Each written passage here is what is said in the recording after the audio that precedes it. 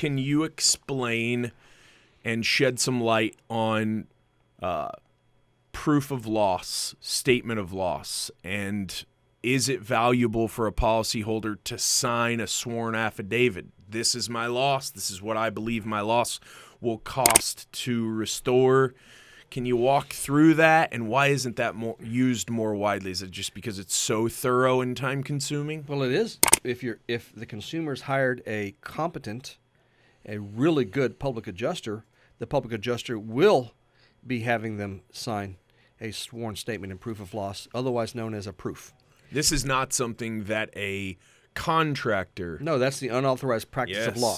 Right. A contractor cannot help a consumer fill out a document that's going to affect a contractual obligation. Mm-hmm. You're operating as an attorney representing the consumer, and you can't do that. That's the unauthorized practice of law. In Texas, it's a Class A misdemeanor. 12 months in county jail, $10,000 fine, or both. Wow. And, I think I'll pass. So, again, if your client is in over their head, then they would do well to hire representation, a good quality PA. And about 10 to 15% of them out there actually are very professional and know what they're doing, just like there's maybe 10 or 15% of the contractors out there are professional and know what they're doing and doing it right.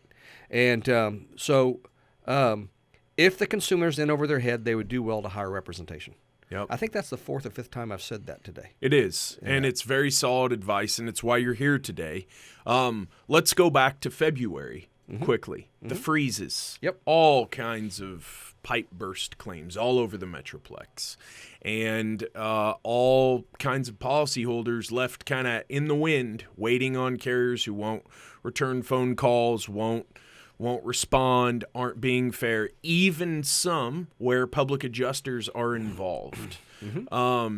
Would a policyholder be, if a PA hasn't recommended this and they are representing a policyholder, would it be smart for a policyholder to say to the PA, hey, this is where we're at, we need to paper this file and be ready to go legal, and let's put together this statement of loss? You know what I'd do? What's that? If I was a consumer that had an insurance claim and the insurance claim adjuster refused to correspond with me, then I would file a written complaint with the licensing division of the Department of Insurance, a formal complaint against their license. They get enough of those, and they're in big trouble. So if you get a formal complaint against your license, I mean, you could complain to the Department of Insurance against the carrier. I mean, and you should.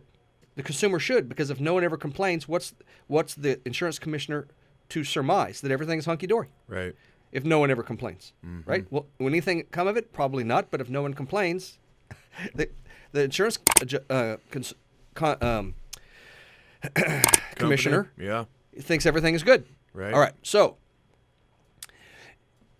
if an adjuster or an engineer gets a formal complaint against their license, they have to go in and they have to give a written response as to why they did what they did.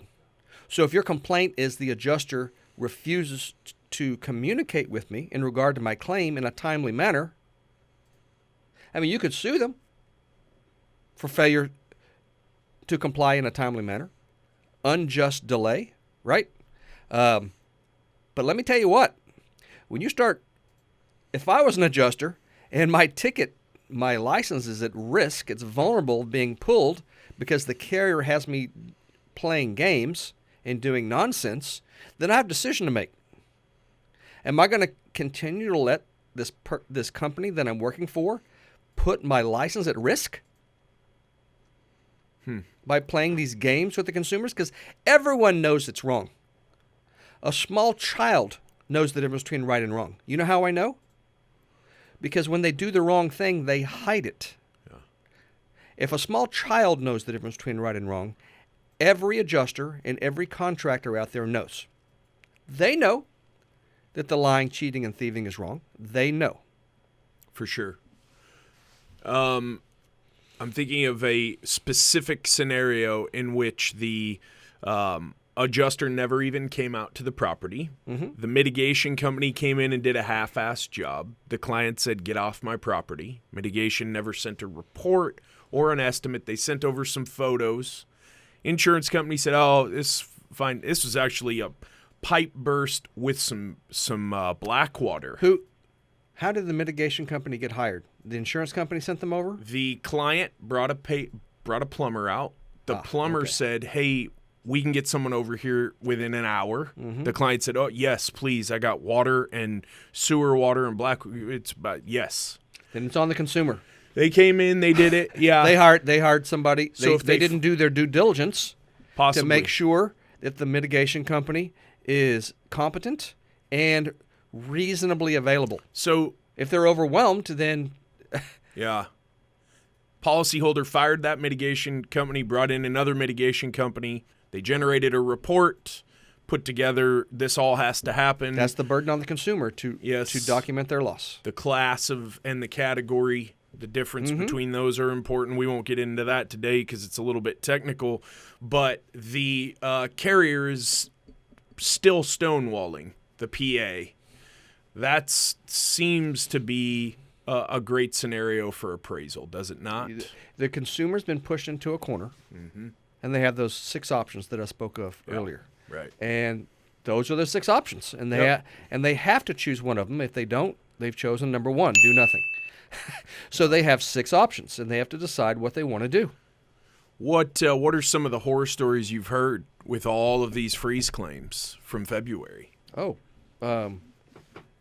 Residential losses in excess of $1 million. Right. I mean, $1 million. Yep. That's significant. I had 3 pipe breaks at my house. Fortunately, I had the key. I knew where the water turnoff was out by the front curb in Frisco, where I live. And actually, I had 2 keys, right? Because I used to be a contractor. Yeah. So I had a key. I can go out there and I could actually turn off the water. So I did. My water damage was minimal. But I've met people who their water damage was significant, and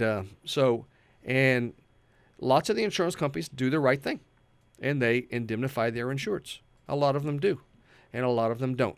And it seems the more they advertise, the better known the company name, the worse they are. Do you think that it speaks to the heart of the matter if the policyholder called the carrier out, the carrier adjusted the claim, said this is what it costs to... Well, this is an estimate of the cost. This is your estimate. They don't know what it costs. They have to use software. Right. And then the policyholder says, I've brought 5 contractors in, none of them can do it for this number. They hire a PA. The PA gets properly estimates the loss, and the claim ends up 10 times higher than it was. So say it went from 7 to 70.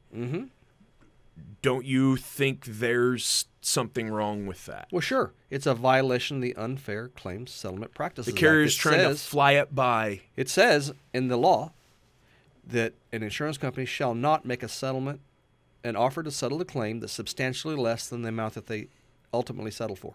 It's a violation of the Unfair Claims Settlement Practices Act. Of course it is. You have to hold their feet to the fire. A good PA can do that. If a client's in over their head, they would do well to hire a good PA. Yeah, good PA is invaluable. I see it so often that when a PA is involved, the claim goes from either denied to approved or from underestimated to properly estimated. Well, they know how to use the loss settlement provision of the policy. Right. Most contractors don't even know it exists. And even if they did, they can't. They can't represent They're the bound by insured. law. That's right. They can't represent now they can educate the consumer, but then the consumer has to make the argument for themselves. That's the reason why I said that if the consumer finds themselves in over their head, they should hire a PA. Yes. If they're not in over their head, I wouldn't need to hire a PA for me. Right. If I had a loss, I didn't need to hire a PA. Right. I'm quite capable of making a good, a cogent, compelling argument to the adjuster that that my settlement offer is fair and equitable. Do you think that it's a proper term when a contractor says we won in appraisal? Yeah, that just means that they probably got at least 50% or more of the amount in dispute in the award. That's probably what that means. That term probably shouldn't be used, but I've used it. Yeah, I've used it here and there too. Yep. I don't think that it promotes that fair to both sides narrative, and that's what it needs to be.